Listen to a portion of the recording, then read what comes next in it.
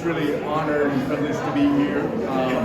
You're going to hear more about SOAR, the study inside, so I really welcome all of you to attend the luncheon that's following this right away. We're here to really honor the governor and his visionary advocacy for mental health in children, young adults, and all adults, and his purpose of helping Ohioans fulfill their live to the fullest potential, as well as address the many mental health challenges across our state.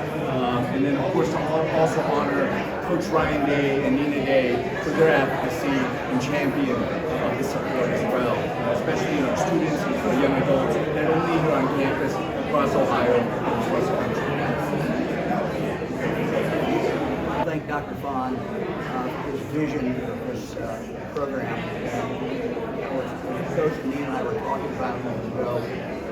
Ohio aspires to be number one in everything. Whether it's football, in this particular case, our goal is to be the number one state in regard to how we help people who have addiction, those people who have a mental health challenge.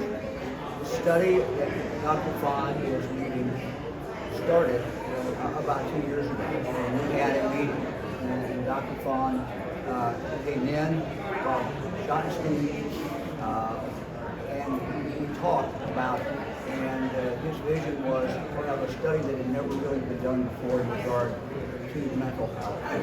And so the study is now started, and we're very, very excited about this. And we believe it's not only going to give a lot of information, but one of the things that Dr. Phan expressed to me was, as we go year after year, there's going to be information that comes out that's going to help people out in the field, not just in Ohio, but people out in the field all over the country. So very actionable information that will be coming out from them. The other benefit for Ohio is that we are doing a study like this that has never been done before. It sends a signal around the world. Ohio is a great place. Ohio is a place, if you are interested in mental health and work in that field, this is a place to come to. And that will attract more researchers, more practitioners, and it's going to be a great benefit for the state. Coach? It's an honor for Nina and I to be here with everybody here today. Most importantly with Dr. Phan and Governor DeWine. There's a lot of great things about Ohio and the city of Columbus. But one of the things that we've recognized is the community and the caring that goes on here. And this is just another great example of that. And what Dr. Phan is doing here is groundbreaking. And so we all want to leave the next generation better than we found it. And this is one way that we're doing that. But that doesn't help, or that doesn't happen without the help of leadership. And what Governor DeWine has done and his care for the citizens of Ohio is a great distinction. And we're just honored to be a part of this. We believe very strongly that you have physical health and mental health. And this is something that everybody has, mental health. And to break the stigmas around it, but also provide help in the research to move forward is important to Nina and I, so we're honored to be here. So thank you. Questions? I guess just talk more about your passion for mental health. You're a face here at Ohio State, but now you're also a face of a cause. What does that feel like, and I guess why get behind it for those that aren't familiar? It didn't take long for Nina and I to realize the platform that Ohio State, in particular the Ohio State football program, provides us. And one of the things that you want to do in your life is have an impact on others. And early on, Nina came to me, it was her idea. She recognized what was going on across our country with our youth right now, but also with adults and college students. And my background, I lost my dad when I was young to suicide, so it's very close to me, and we shared different mental health issues. And so we felt like this was a great platform to put out there, break stigmas, but also allow our players to do that very thing. They're very high profile here, and you're seeing that. You're seeing our guys come out and not only talk about their struggles, but talk about how they're building resilience towards handling adversity. And then, Since you donated back in 22, how do you feel like that's helped toward the resilience fund and that donation has helped? Well, so many have given financially, and we know how important it is to do that, but also the awareness. And I can't tell you how many people have come up to Nina and I and told their story of how important it is. It's something that for years people didn't talk about. But when Governor DeWine set the way on this and set the path, we were very happy to join along and be a part of it. And it was easy to see how many people here in Ohio were willing to jump on board. But let me just add something. Yeah, sure. Look, when someone with this high profile and the kind of bully pulpit as the Days have, and they come out and say, this is a very important problem, and then they put their own money behind it, you just can't calculate how much good that does. It makes people more aware. It allows people to talk about this.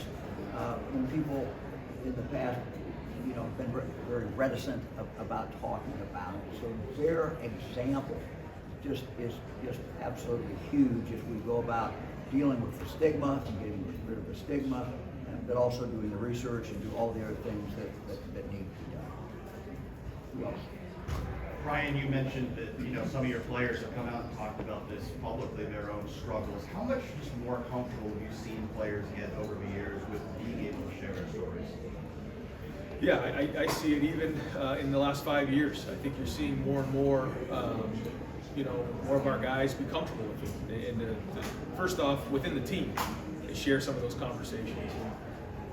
We talk about how, building balance in your life is building high ground for hard times through faith, family, and friends. And when you have faith, family, and friends to lean on to talk about these types of things, and you have trust with those people, but I think also the environment that's been built, not only in our program, but at Ohio State, by Gene Smith, by so many people along the university, certainly what Dr. Phan's doing, but again, then in Ohio. And so when so many people are aligned, then guys feel more comfortable doing that. And I think the community has done a great job of embracing some of those individuals.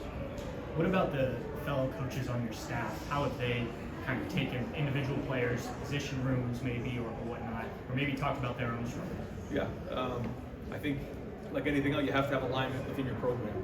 And when we hire folks, we spend a long time trying to figure out if they're the right culture fit for us and embracing exactly how things are.